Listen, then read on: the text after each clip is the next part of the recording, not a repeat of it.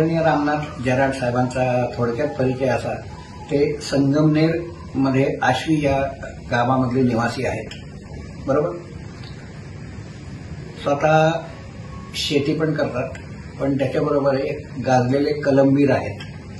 त्यांनी 5000 पेक्षा जास्ती कविता लिहिलेल्या आहेत आणि त्यांचं सगळ्यात महत्वाचं आणि गाजलेलं पुस्तक म्हणजे धनगर माळावर चारितो मेंढर.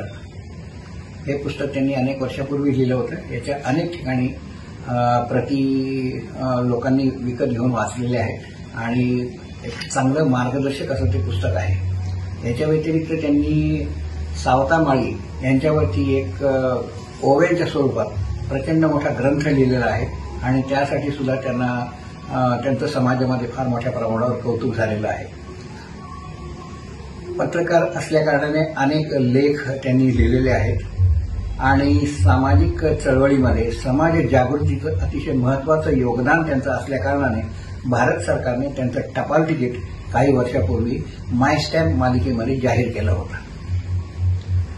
या व्यतिरिक्त त्यांना त्यांच्या कार्याची दखल घेऊन विशेषतः 5000 कविता त्यांनी लिहिल्या असल्याकारणाने आणि त्याही वंचित समाजावरती आणि तळागाळातल्या लोकांवरती लिहिल्या असल्याकारणाने त्यांना एका विदेशी विद्यापीठाने PhD म्हणजे डॉक्टरेट ही पदवी दिलेली आहे.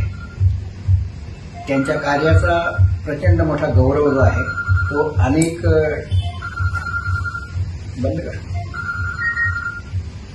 त्यांच्या कार्याचा गौरव अनेक लोकांनी केलेला असून आता त्यांचं पद्मश्रीसाठी पण नामांकन करण्यात आलेलं आहे.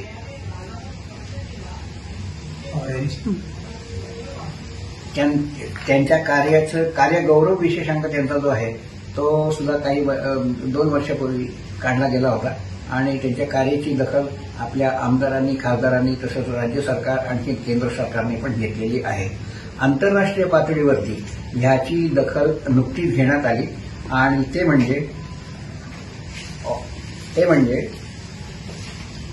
ऑरेंज वर्ल्ड रेकॉर्ड ह्या नावाची जी ह्या नावाचं त्यांचं रेकॉर्ड बुकमध्ये नाव आता रजिस्टर झालेलं आहे.